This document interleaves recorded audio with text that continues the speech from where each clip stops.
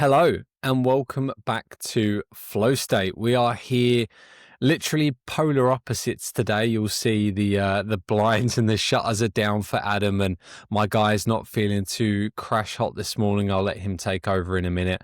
The sun, as you'll see, is splitting my stones. Is that the thing? Does it split my stones, or can it split just the stones as a whole?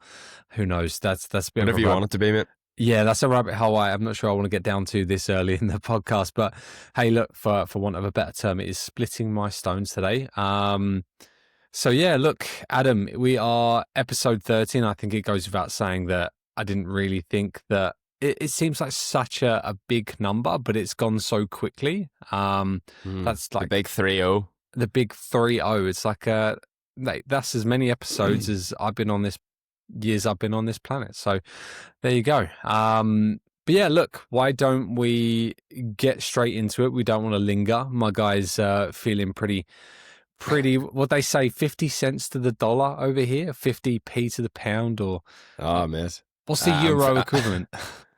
50 cents to the euro, yeah. I mean, I'm hanging by a thread here. Not self-inflicted, should I add? I'm not hungover for the listener.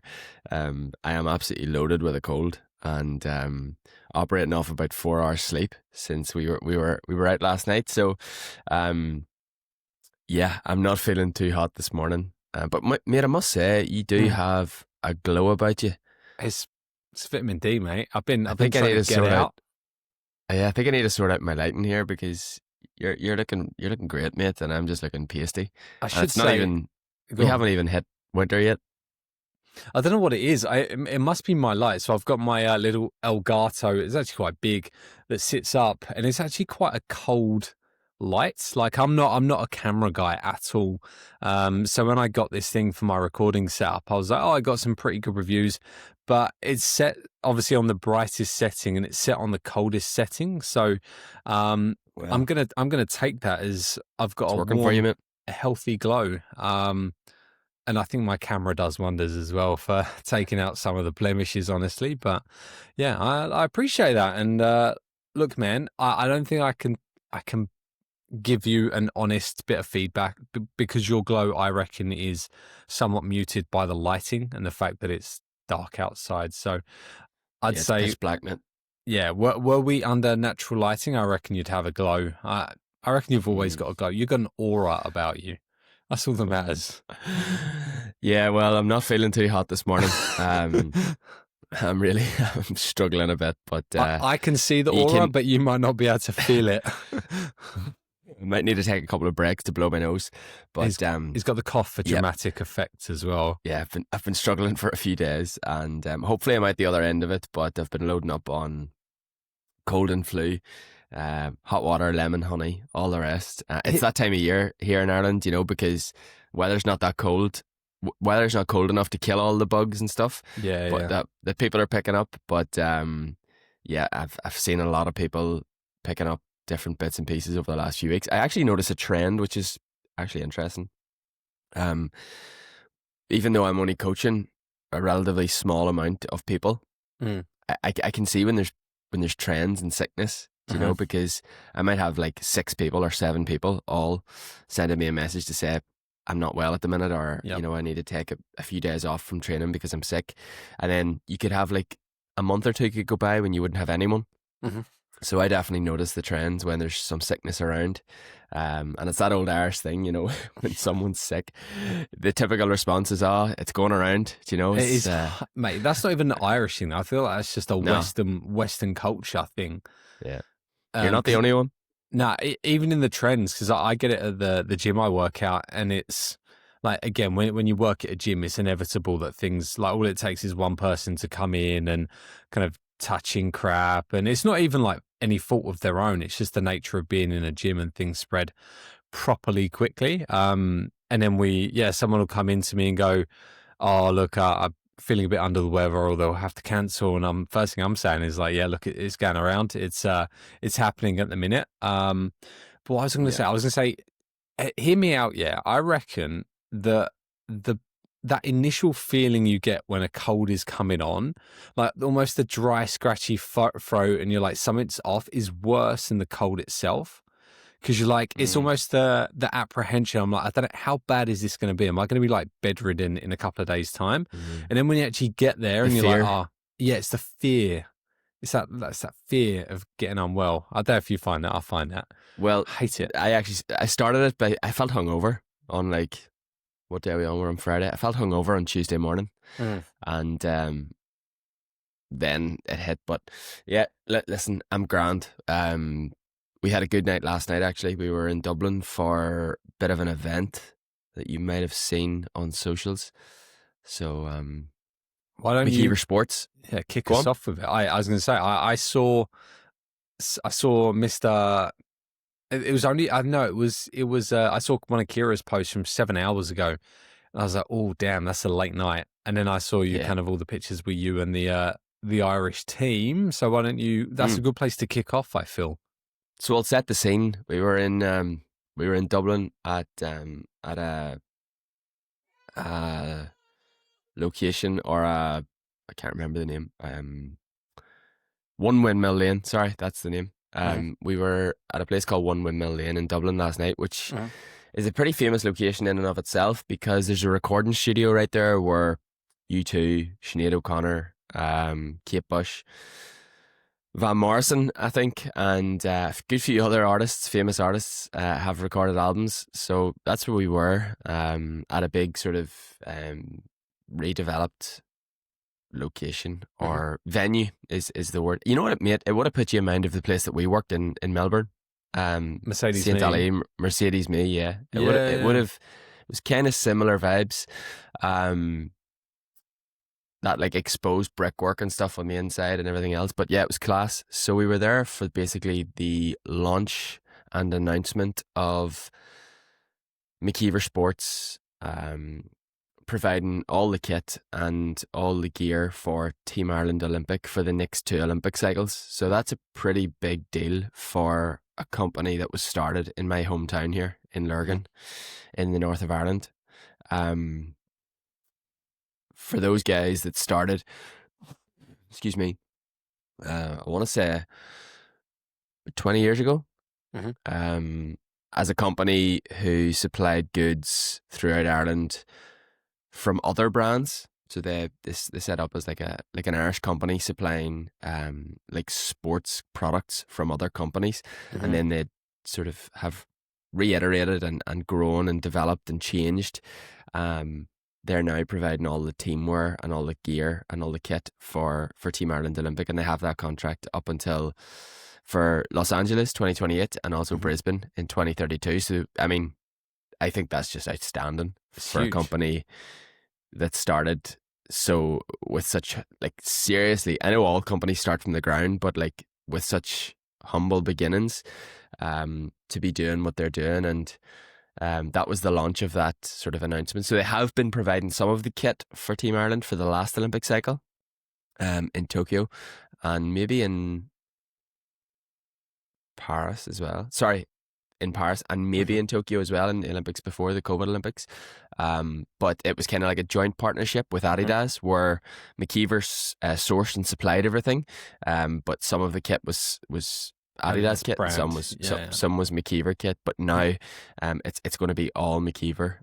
They've got obviously to the level where they can supply the technical kit and the bespoke kit that athletes need, because me and you both know that athletes demand the highest of standards when it comes to their kit. Absolutely, and they're obviously more than confident that they can deliver that. So we were at the event last night with both McKeever, Team Ireland. A lot of Irish Olympians were there chatting to the host, who was Darren Maloney, an RTE presenter. So yeah, just a great night. It was lovely to be invited down to Dublin, and myself and Kira, we headed down there. I picked Kira up from school at about 3:20, and we headed up the road, which is, yeah, a lovely evening altogether. How long did the randomest question? I was like, again, my geography ain't great. What's the distance like between you and Dublin? Good question, mate. It should take 90 minutes, but last night was a bit of a shit show, for want of a better word. There's a tunnel essentially that meets the very north end of Dublin, there's a tunnel, and it basically goes underneath the city and takes you to the far side of the city, and like you bypass the city traffic in like 5 minutes. That was shut on the way down. There were protests, and there was also torrential rain.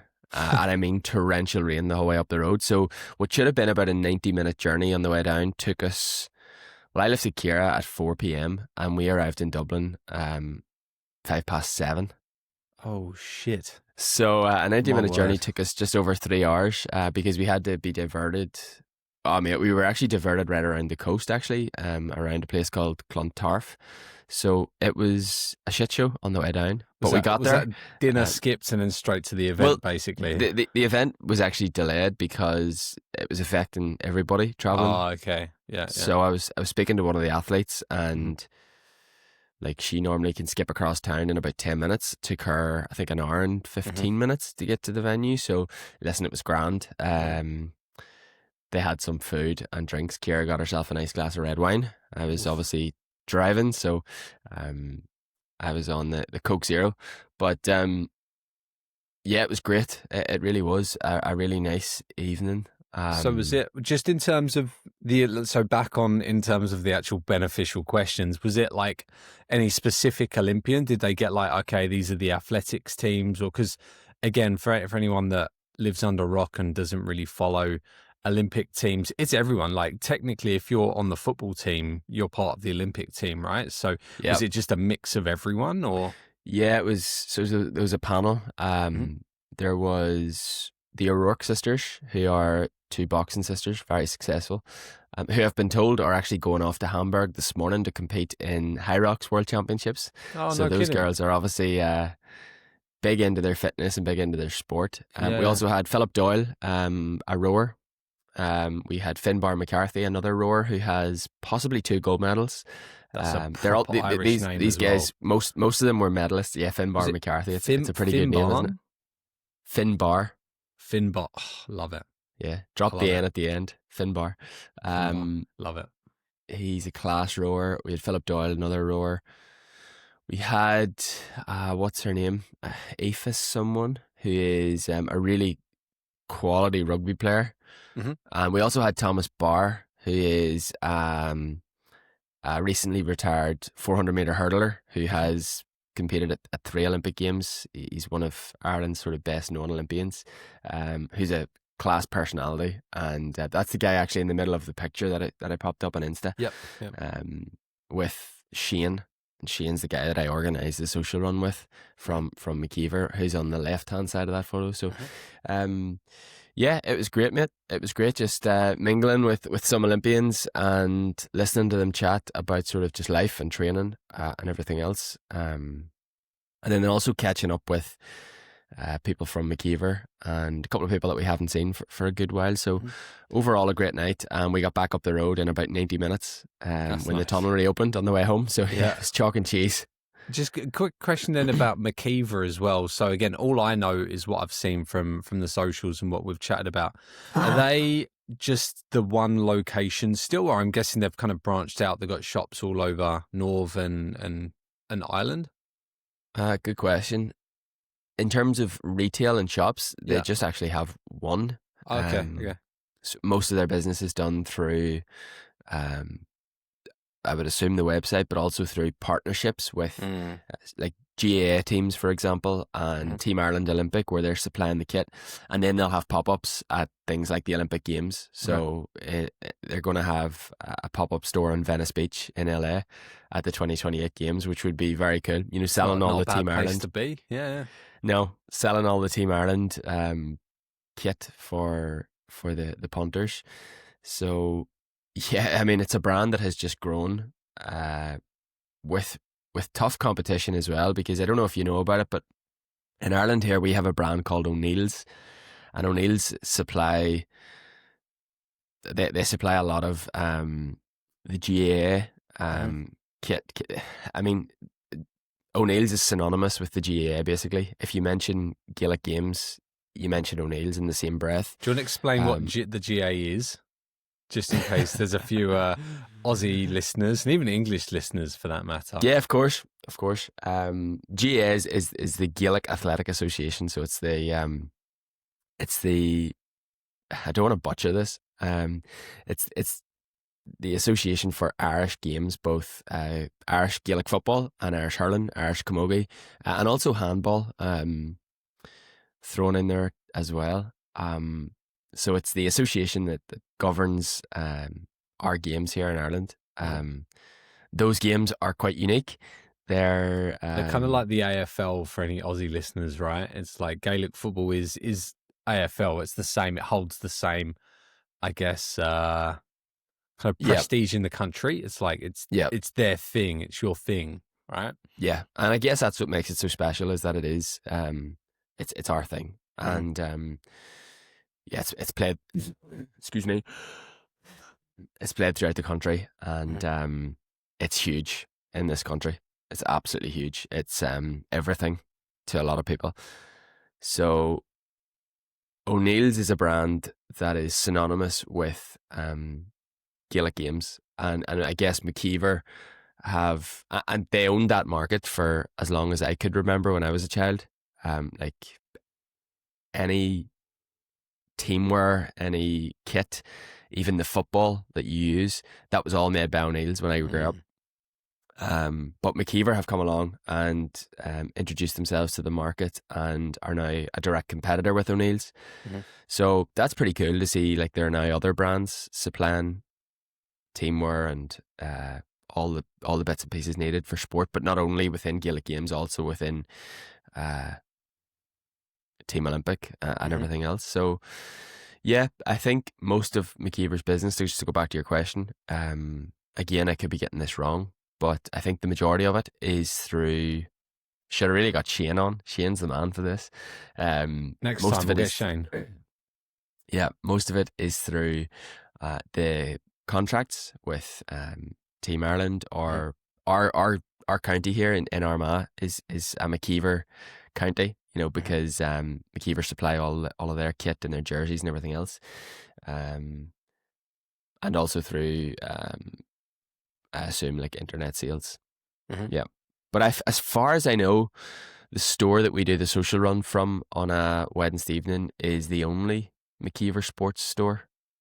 Yeah, I'm pretty sure it is. It's actually the only McKeever. Is it? You have to forgive my ignorance with this, but I know I find it really interesting. It's probably my fault, mate. I'm probably not explaining it too well. No, not even. I'm kind of tangenting again, and I think that Australian listeners will probably find some kind of benefit from this, whether they want it or not, to be honest. But I like Geopolitics. So is McKeever a Northern Irish company, and does that have any?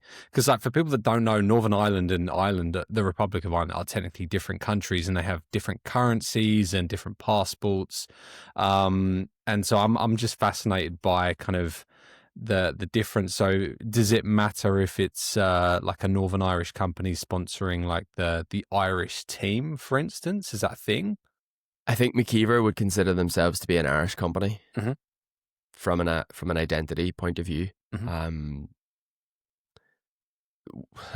Geopolitics, and we don't have to go into it too deep. I know it's a bit of a rabbit hole. Yeah, it can be. It's not a bad one to go down because it can be dead interesting, but it's something that I actually don't know enough about in terms of like the commerce side of it and the business side of it. I don't really know what like hoops they have to jump through, for example, as an Irish company set up in the north of Ireland, dealing with whether it's like currency and so on. I would assume there are quite a lot of trade laws that have been set up to support that like dynamic.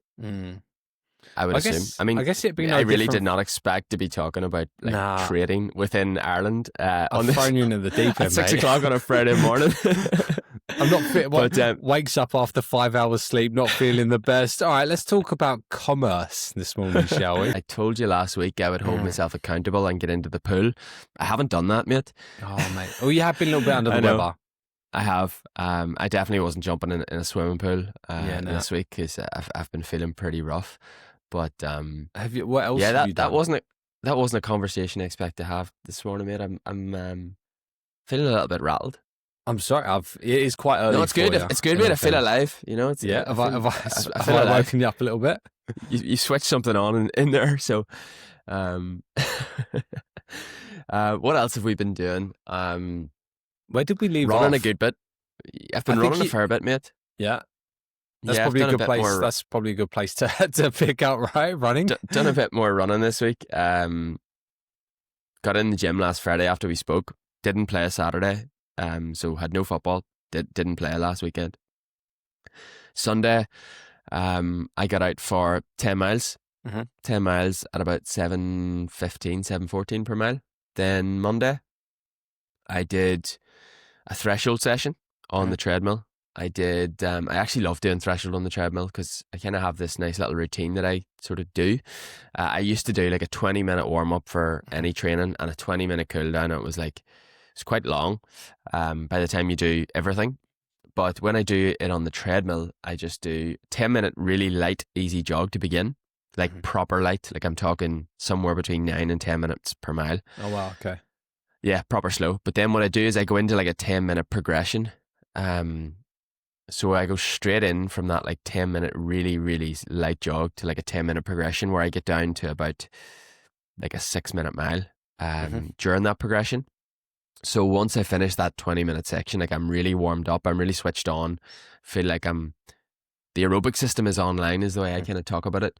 And then I went into 8 times 3 minutes at sort of in that threshold range. So I progressed it from probably about 5:50 per mile down to I think about 5:25 per mile.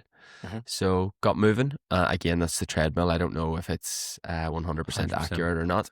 That's a really nice time duration as well, because I remember when I was doing mine, some of them ended up being like 6 minutes or a mile long on a treadmill, and I feel like it just gets a little bit kind of psychologically uncomfortable, whereas 3 to 4 minutes is almost quite enjoyable, because you're like, by the time you've sped up, you're like, oh, I'm halfway through already, and then it's like, yeah, I'd rather more shorter, basically. Yep, but that wasn't all. I finished the 8 by 3 minutes and then took like a 90-second rest, and then I did like a 10-minute threshold. So I started that at about 5:45 per mile and got progressively quicker down to like 5. I actually think I might have finished with the last like 30 seconds at sub 5-minute miling, but that was just for 30 seconds. I think the last few minutes I was around sort of 5:30, 5:25 per mile. So just on the kind of like enjoying the treadmill for threshold. At the end of that session, I just did like literally 5 minutes of really gentle jogging. So like the warm up and cool downs, they don't bore me too much. If I was to do like 20 minutes of light jogging on a treadmill and 20 minutes of light jogging, I'm just getting so bored and fed up. Yeah. So just to finish with a really light jog is pretty nice. So that was Monday. Do you ever just on those treadmill runs, do you ever do less so warm-ups, but do you ever cool down just outside? Would you go like, I used to. So I used to, when I was doing like the proper long warm-up and cool down, I used to jog to the leisure centre with my bag on my back, do the session on the treadmill sometimes if the weather was really shit, and then jog home, like, you know, get changed into my leggings and my dry gear and stuff and jog home. But now that I'm literally just doing the very short warm up and cool down, so I was on the treadmill for a total of 1 hour. Like for a 5-minute shuffle, there's no point. Yeah, true. Because literally, like, as soon as that like threshold at the end, as soon as that 10-minute threshold at the end was finished, I just turned the speed right down and just literally took my body down for 5 minutes. So there's no point. Plus, where the gym is located in the leisure's huge. It would probably take me about 5 minutes to actually get out of the leisure centre. The front, yeah. Because it's way down the stairs, and then you have to walk around. Like, yeah, it would honestly take like probably the guts of 3 minutes to get down there. So absolutely no point. Plus, like I told you before, when I get off that treadmill, I am soaking in sweat. Yeah. If I were to go outside, like I'd be freezing, you know, because the cold air would just hit, and the sweat, it wouldn't be great. So that was That was Monday. That was a nice session. I'm enjoying doing a little bit of like training as opposed to just going out and running easy for an hour. I'm enjoying like I like to run fast, so it's fun. Then Tuesday I did what did I do Tuesday morning? I haven't got everything recorded. I think Tuesday morning I just got out for a walk. Yeah, me and a mate went out for a walk. And then in the evening, I had football training. So I decided to actually run to football training. So got the bag on my back and did 3 miles to training, and then took the long way to training, and then 3 miles home again. So got like almost 10 Ks of jogging either side of a 1 hour football session, which was nice. So because, like I said to you before, football's changed and we're only training for the hour because we just have a slot on the pitch, it really doesn't feel long. By the time you get down and you get warmed up and everything else, you go through some drills, the hour just it flies by. So having that jog either side's quite nice, especially for me, someone that's used to higher volumes of training. So that was good. And then Wednesday I did another threshold on the treadmill. I did a 10-minute warm-up with the 10-minute progression, same as before. Like the 10 minutes really light jogging into the 10 minutes progressive, which I think is brilliant. It's a brilliant way to warm up on a treadmill because it just brings everything up. Whereas I think like if you just try to do a 20-minute jog at your usual easy run pace, let's say, or your usual warm-up pace, your body just feels a bit naff for like the first 5, 6, 7 minutes. I guess all it's doing, keeping it at the consistent pace, is getting your heart rate slowly up as opposed to actually your kind of physical systems. Keeping it at a consistent pace? Yeah. Like genuinely, I feel like if you're, like if I was doing, bearing in mind, if you're in a gym, it's probably quite warm for the most part. Like if I was starting, I think it's still going to come up somewhat gradually over the course of that 15 minutes or 3K. So what I've found with my own body, and this is actually an interesting training point actually, what I've found with my own body versus like outdoor running on a treadmill is when I set a pace on a treadmill, let's just say like I jump into a threshold rep, and then we'll go back and talk about the warm-up in a sec. Let's just say I start a 3-minute interval at 5:30 per mile. Let's say I set the treadmill to 5:30 per mile and I hop on and I start running. Sometimes like my heart rate will spike up to like, let's just say 150 beats per minute. And then it actually will settle a little bit as I kind of get efficient. I'll see it like go maybe to 147, and then it'll just kind of sit around that 147, 148. And sometimes it might even drop a beat or up and down a beat.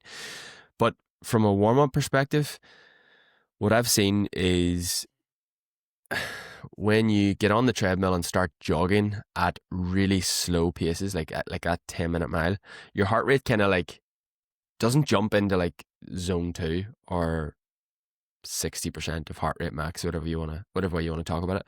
It kind of gets up. So for me, my heart rate kind of goes to about 100 beats per minute with like any jogging. You know, as soon as I start jogging really slow, I go to like 95 to 100 beats per minute. And then what I really like about kind of progressing the speed is that kind of progression of heart rate. And I think that's a really nice way to just bring your body online, is the way I always talk about it. I always tell my athletes, like, the goal of the warm-up is kind of to bring, and this includes races, it's to bring your aerobic system fully online. I think most people get it wrong because when they start jogging a warm-up for a race or a session outdoors, they start jogging too fast. Do you know? Even if they start jogging at like, you know, most athletes aren't starting to jog a warm-up at 10 minutes per mile. Even if you're like a much, much slower athlete, do you know? Like, let's say someone's doing their intervals at 5-minute Ks. They're probably starting their warm-up at around like 6-minute Ks, which isn't like 10-minute miling. You know, it's actually faster. So I think most athletes are getting that part of their warm-up wrong, in that they're just not giving their body a chance to really come up slowly, because I believe that's the way to feel best in a session. And I think if you feel better in a session, you're going to get more adaptations and more benefit. So that's where I think the treadmill and warming up on the treadmill is nice, because you're not in control of the speed. The treadmill is. You know, you're just on this rotating device. And that definitely helps me lock in on or sort of, as I say, I'm just going to say it again, bring my aerobic system online. It's the way I always talk about it. And I feel far better in the session for it. I feel like I move so much better and so much more efficiently. And I think it's down to that really, really, really slow jog at the start and then that progressive run that just kind of brings my body up further. But this session was a little bit different. I did 12 minutes, 8 minutes, 8 minutes, 4 minutes, all off 1 minute. And I progressed from about 5:55 per mile down to 5:25 per mile. And I've just noted here that I finished the last 35 seconds with like a sub 5 minute mile again. So threshold or sub threshold for the session, and then just finishing with like a 35 second sort of fast section at the end just to stay in touch with some speed. And then I did just like literally the 5 minute shuffle again at the end to cool down. So that was again another hour. That was a good session. Enjoyed that one. Were these sorry to interrupt. Were these sessions no, you're good. planned across the week? Like you sitting there, because I'm guessing obviously that's the short answer, but would you like go, let's say you're obviously planning around football on the weekends somewhat, because that's like I'm presuming that's number one priority. You going like, oh, I'd like to maybe get a run in this day, and then you're kind of on the day just going, oh, feel like doing a threshold session, or I'm up for some shorter reps, that kind of thing? Not at all. Just ad hoc, just taking it as it comes. No planning whatsoever. So I'm very much just deciding on the day. Excuse me, mate. Yeah, go. I'm very much just deciding on the day what I fancy doing and just going with it. So yesterday then, because my legs were a little bit tired and I just fancied doing some like really low end, like again, the cold had hit and I just wanted to do some really light, easy movement. I just did 70 minutes of what I would call just zone one. I did 30-minute elliptical, 20-minute bike, 20-minute jog, all in the gym. So that was at like, yeah, I was keeping an eye on my heart rate, but more importantly, my feeling. And that was just blood flow. I just call it recovery and blood flow or regeneration. And then I jumped in the sauna as well for a little bit after. Clean out the systems. Yeah. I should also mention, sorry, Wednesday night we had social run. So Wednesday was actually a decent enough day. And again, I think like my body's just adapting to the load. Plus I didn't play last weekend, so I was fresher this week. So was able to do a little bit more volume on Monday, or a little bit more intensity on Monday. And then kind of the week has just progressed. And then, as I say, I did the 70 minutes plus sauna yesterday. And then last night we had the event. So no football training last night, which was probably a good thing because, like I say, I am pretty badly dosed with a head cold. Yeah. Very nice, mate. So you planning on, do you reckon you'll be doing anything today, or you got much on over the weekend training wise? You planning on playing? Yeah, so playing tomorrow. So I probably won't do too much today given my current state of sickness. I hope that does start to lift. I do feel a little bit better now that I'm sort of awake this morning. So we'll just see how things pan out. We do have a storm incoming, so football could be on the back burner this weekend. Storm Amy is coming in, and I was just having a quick look at the... Oh no, it's got a name.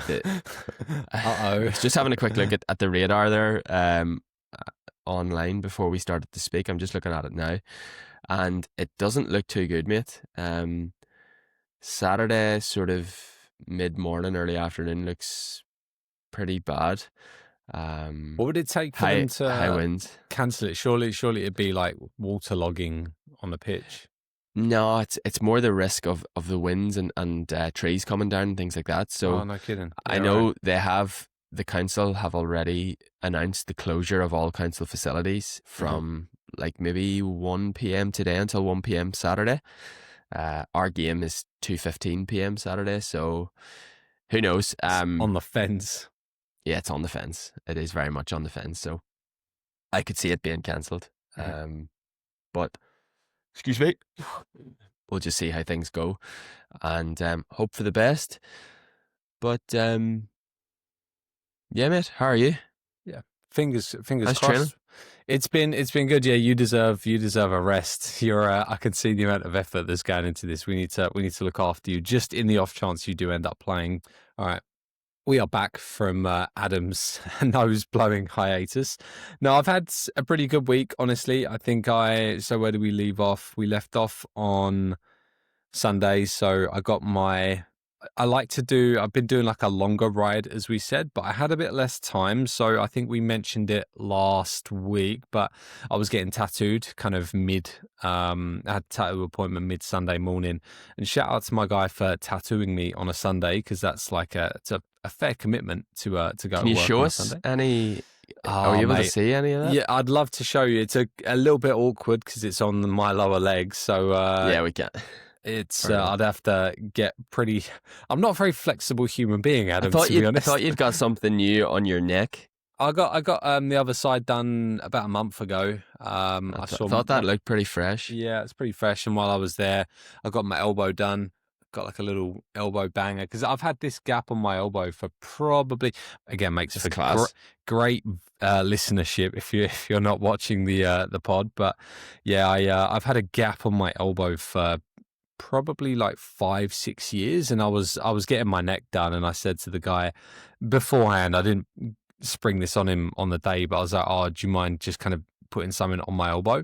I was just sent him a picture of the area. I was like, I don't care what you do, just do something. And he did it. So I'm very glad that is now covered. But no, I kind of go through phases where I get tattooed pretty hard, and I was like, I really want to get my legs done ASAP because it's kind of, I see it as a project and I just want to finish the project. So I was seeing my guy Sunday morning. Just meant I had a little bit less time, so I went for kind of a fair bit of elevation in not very much time. Ended up being like 40 Ks virtual, hour and a half, about 850 meters worth of elevation. So it was quite a nice climb in there. So when you say elevation, does that mean like the gearing becomes much more difficult, or the bike actually tilts? No, bike actually tilts, and it's kind of the resistance is based on Zwift. So yeah, for that 40 minute. So it course, actually feels like you're climbing a mountain when that's class. Not for I doesn't work like that for if I'm doing like an actual workout, because I use Zwift workouts like 2 out of 3 times in a week. It'll keep you on a level because I think it wants to just keep it neutral, even if you're on a course. Riding the workout, it'll keep you flat just so you can focus on whatever the task at hand is. But when you just go on a course, as long as you've got the right bit of equipment and you turn off you can actually lock the incline if you'd like. But for me, I'm like, I want it to feel like I'm going up hills. So yeah, that's very cool. It's kind of like 850 virtual meters. So that's like a fair bit of effort.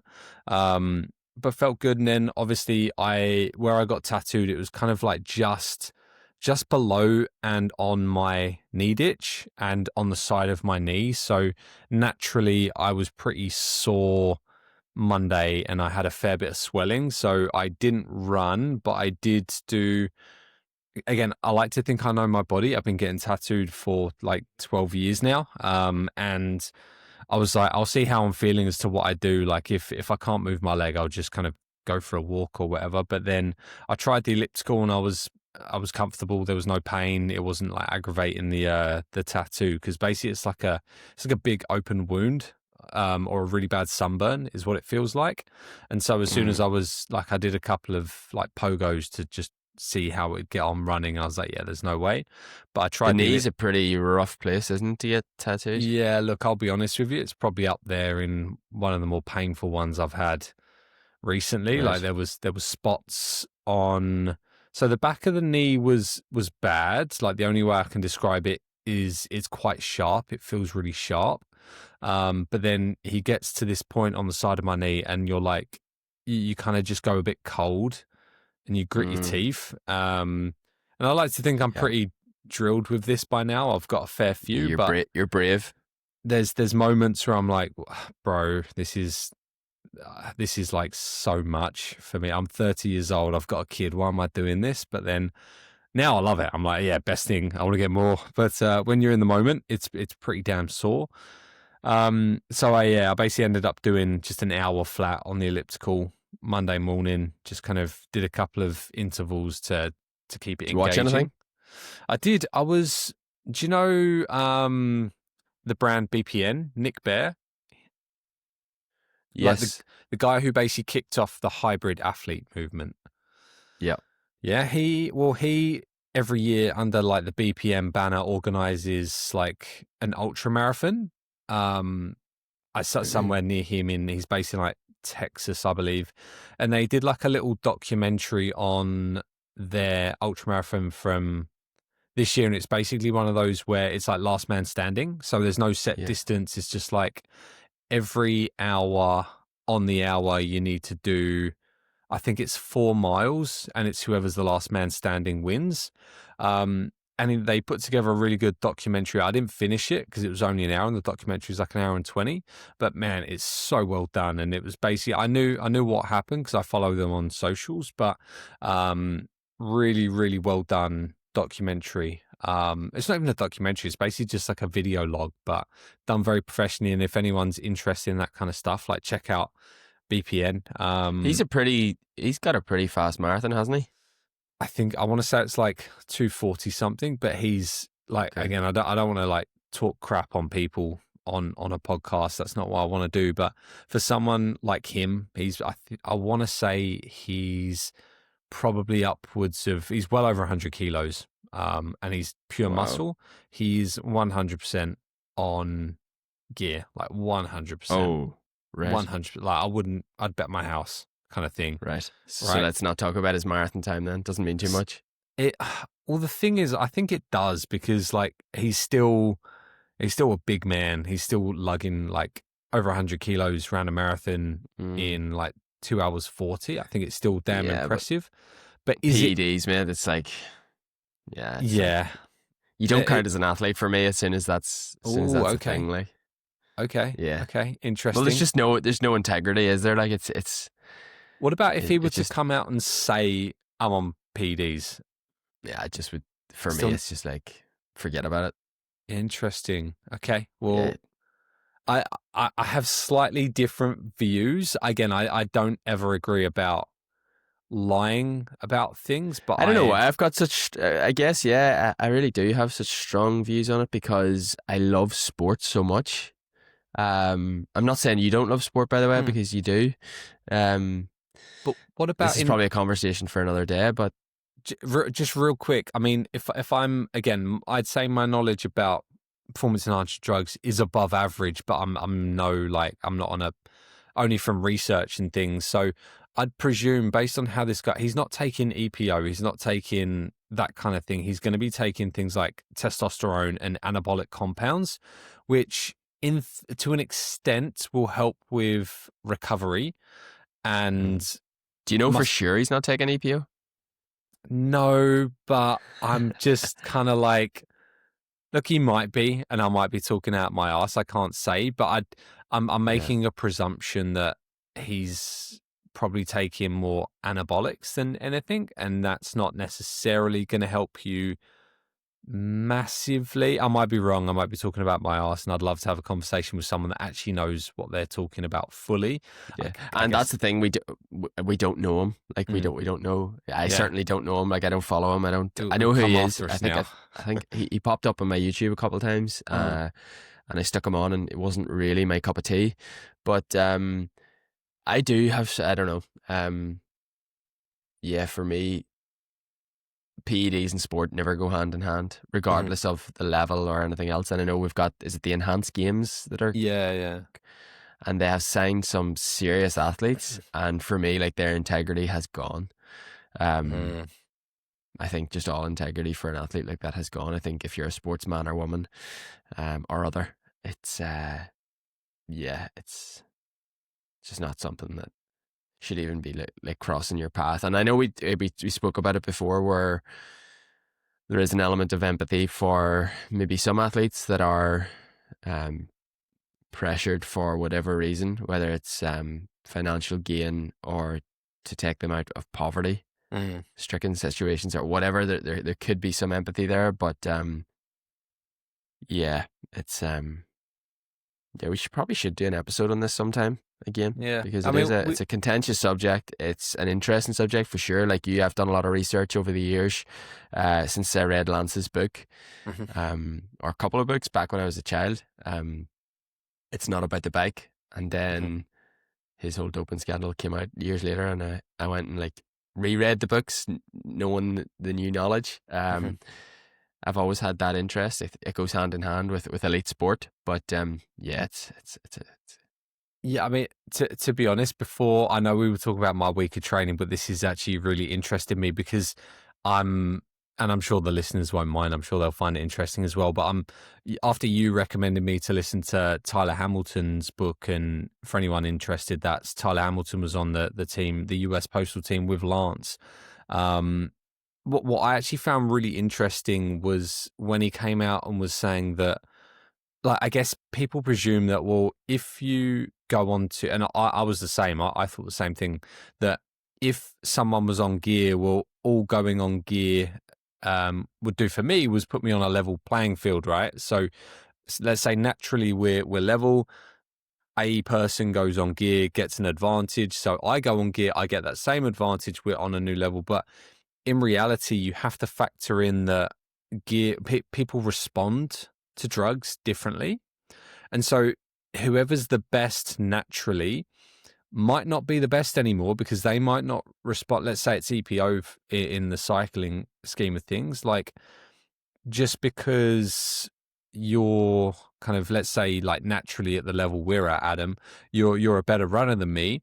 If we were to both take exactly the same amount of EPO, you wouldn't necessarily hold that same advantage. I could respond really, really well to it, and all of a sudden, I'm now a better runner, even though we're now both on EPO. I found that really, really interesting, and it's kind of changed my outlook on things, because it no longer becomes, okay, well, it's just a level playing field. It becomes, well, you're just lucky because you respond well to testosterone or you respond well to EPO, right? yeah.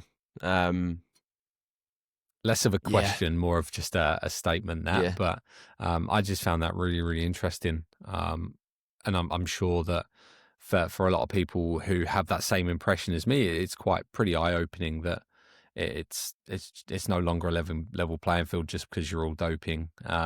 It's not. But I mean, sport will never be really a level playing field. It can be as level as we can possibly make it, but we're human beings with different physical, emotional, mental capabilities. So but it's doping in sports, something that I probably do feel pretty strongly about. I don't even know why. Like, I don't know why I hold such a strong opinion. No, I don't. I suppose I don't. I haven't really thought about it enough. But for me, it's like, in your brain, some things are right and some things are wrong. Doping in sports sits very firmly on the wrong. For me, regardless of situations, really. So, that's where I'm at. But mate, we interrupted your week of training. No, it's okay. I enjoyed that conversation. Anywho, so yeah, that's what I did on the elliptical, and I watched that. And just to clarify, I'm sure he'll never get wind of this, but Nick, I don't know for sure if you're doping. I'm going to presume you are, but if you're not, my apologies. He's coming for you, mate. He probably is, but to be honest, I love him regardless. I've been a firm follower of BPN, and I've actually wanted to try some of their products. They've got some really nice supplements. So they're a little bit expensive because they don't ship, or they do ship to Australia, but it's just mega expensive. So yeah. But anywho, on Tuesday I've just Googled. Sorry to interrupt again. I just Googled Nick Burr doping. Yeah, there's quite a lot of stuff. There's going to be a fair bit. Look, there's a bit of shit talk on there, but I guess anyone that's putting themselves in the public eye online, there's going to be, and they've got a huge following and viewership. There's going to be a lot of shit talk online and a huge physique. Anyway, just for anyone listening, go like Google Nick Bear. You'll see what we're talking about. He's got a pretty phenomenal physique for is hybrid athlete Nick Bear profiting off a lie. Oof, Nick Burr tells all, natural versus steroids. Did Nick Burr just give it away? Naughty or not? Clickbait. Hyrox hybrid athlete. And then you've got some people supporting him as well and sort of saying he's natural, and He works hard.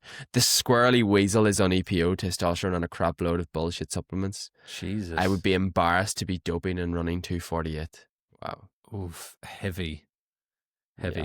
See, that's the difference. So I think that I've got nothing against it. In fact, I actively like it. And like I said, I follow BPN. I love their work.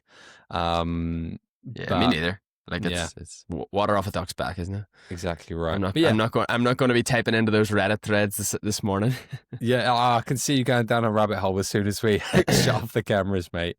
But yeah, so Tuesday I felt fine. I've been kind of just having some crap sleeps lately, so I think Tuesday was one of those days where I like to, in my head, have an idea of what I'm going to do on the bike for my sessions. But I think this day I was like, look, I'll just choose whatever looks most psychologically bearable. And I chose it was a session that was it's called Finish Focus for anyone on Zwift. And the idea was to do intervals that started with a little bit of a sprint. I say a little bit. The wattage was actually really high. So you go in quite heavy on a 4-minute sprint, and then it kind of drops down as you build more fatigue and get towards the end of your interval, I suppose, your 4 minutes. And it's basing it off of my estimated FTP, which has been correct for a lot of my workouts. But then for whatever reason, I think this session was basically just a little bit too much on the day, because I went into these intervals, and by the first one, my heart rate was like through the roof, and I was there kind of manually bringing down the wattage going, yeah, today's not my day for this one. But once I found the right kind of intensity, I was enjoying it, and I wasn't kind of suffering too much. But yeah, it was one of those ones where I was like, yeah, this is a bit much for today. But yeah, that was that. And I was also under a fair bit of stress, just had a lot going on Tuesday as well. And those days where you've kind of just, your head's running at a million miles an hour. You've got stuff going on at home, you've got stuff going on at work. I was maybe not in the right headspace to be kind of pushing real hard. There's also a lot to be said, just when you mentioned about that, like sort of self-selection based on what you fancy. I think there's a lot to be said for that sometimes. Of course, sometimes it's good just to do what's on the program, but when there is fatigue, stress, or other in the body, that kind of like allowing your brain to decide what you do is sometimes a good thing.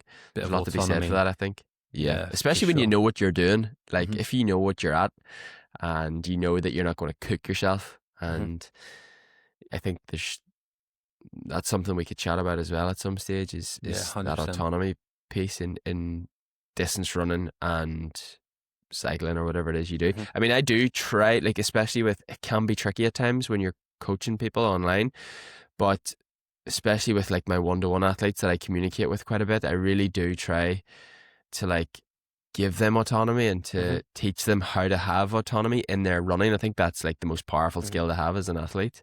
So yeah, I think there's a lot to be said for that kind of self-selection. And that, like you asked the question, am I planning a week? I'm not.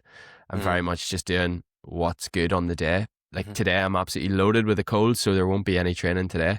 If I get out for some walking, that'll be that. And that's that self-selection. 100%.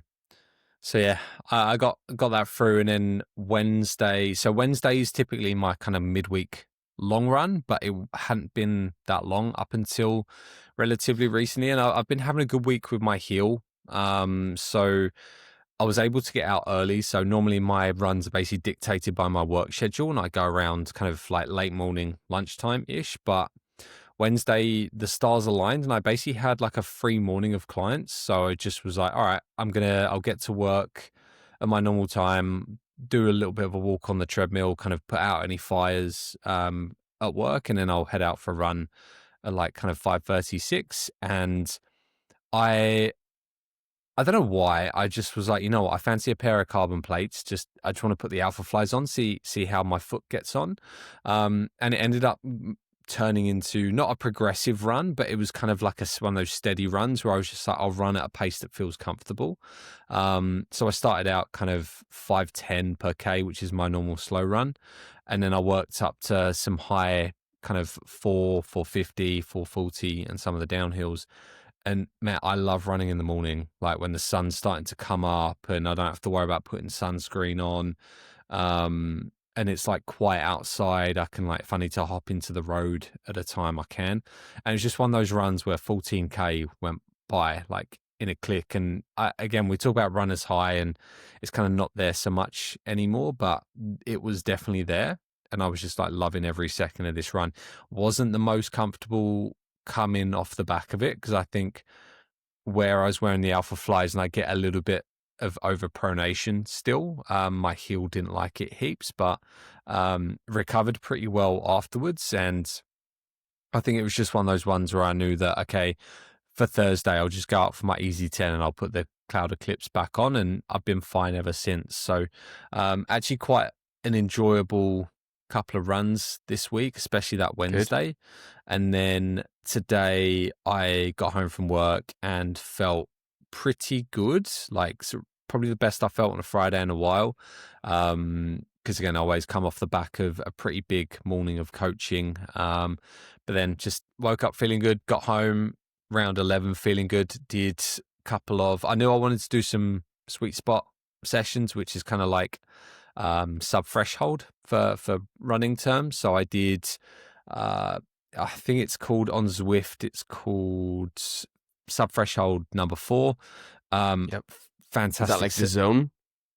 No, that's just kind of, it's the type of sub threshold. So I think they just give you 4 options, and this was number 4 for anyone wanting to like give it a crack. And you basically go into it with 5 1-minute intervals at kind of a relatively comfortable. It's kind of like, because obviously the warm up is like you were doing with your run. It's a ramp warm up where you just kind of go up through the wattages based on your kind of FTP. Then you go into a couple of intervals, almost like strides is the way I'll put it, right? So 5 of these 1-minute strides, and then 2 sets of 20 minutes at just below my a certain percentage of my FTP. So can I just ask? Sorry, I know we're running pretty close, but this is an interesting point. Do you see those 1-minute efforts that you mentioned as part of the warm up? Are they done at FTP, or are they done at FTP plus? No, they're actually done at minus. So they're like strides, but they are actually it's hard. So they're aerobic essentially. Very aerobic, yeah. So like that's kind of that, like it's the same concept, I feel, as that kind of like getting 10-minute easy jog.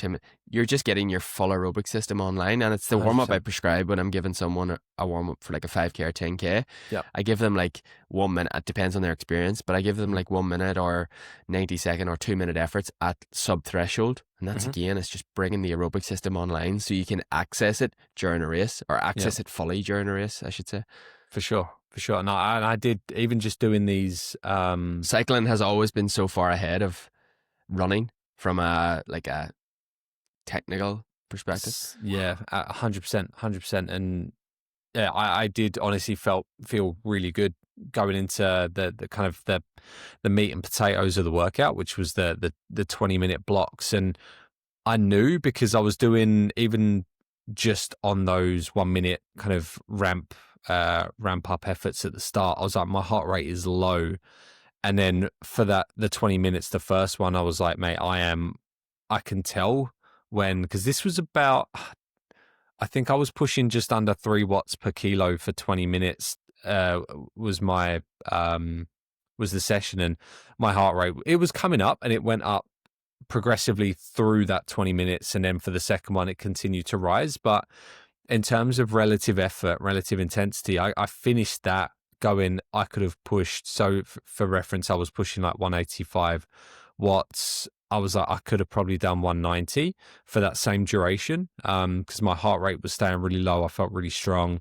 It was almost just like the position that was getting uncomfortable towards the back end that was kind of a little bit more troublesome. But then to finish, once I'd done those 2, it puts you into some kind of sprint efforts. So looking at 235 watts, 5 of those 1 minute long. It's basically just like a sprint effort. And then I kind of cruise along the course for a little bit once the session is done, because you kind of go into a free ride based on whatever course you're on. And there was a little sprint, and I was like, yeah, I'll just kind of see if I can win the sprint, get first, get the green jersey, and then Get I'll it? jump off. I did, mate. I did.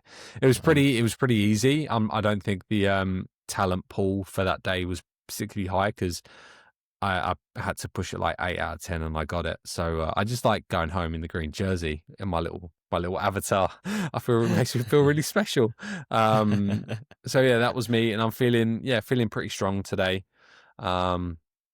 So planning on getting like another big ride on Sunday, and then it will be and then this time next week, in fact, I've got my appointment with the orthopedic surgeon. So finally, hopefully get some answers on my foot, because I want to start doing some proper runs again. Honestly, I love the bike, but I want to do some proper running. It's been too long. So yeah, mate. But look, we've been chatting for a while, and I'm aware that someone might go back down for a little nap. You, Adam.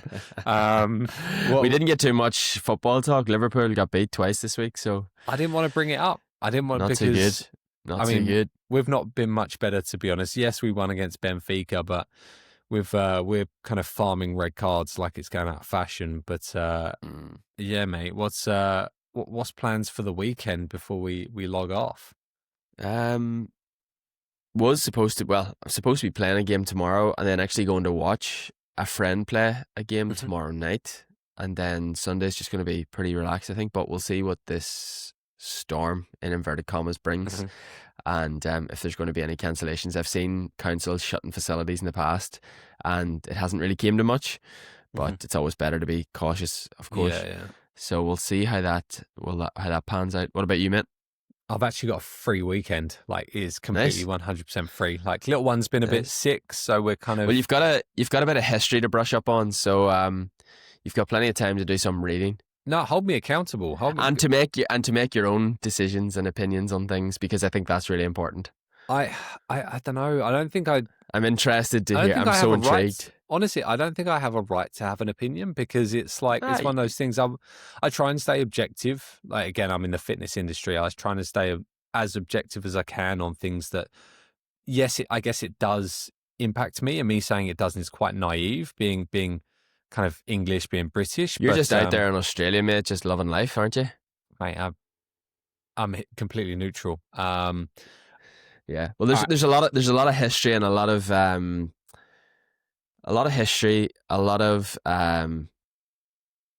contentious things, and many things that are worth reading up on, and you'll probably find yourself very intrigued and very interesting, because it is interesting stuff. You've got a bit of history lesson, a bit of history learning to do over the week. Mate, I can hear dogs going mental in the background. I apologise, listeners. There is dogs, and I can hear my little one is starting to get a bit upset as well. So I might actually. Why don't we call it there? We'll shoot off. Thank you for bearing with us, guys, with the audio. It's I can hear it's very loud. But as always, thanks for watching. Thanks for liking, subscribing, following, all that good stuff. Look, we're quite a pair. I've got dogs barking, you're coughing, mate. We're all over the place today. But we're all over the shop today. Next week, we'll hopefully be back to normal audio. So we got it done. We got it done. Thanks for watching. Thanks for listening. And we'll see you next week.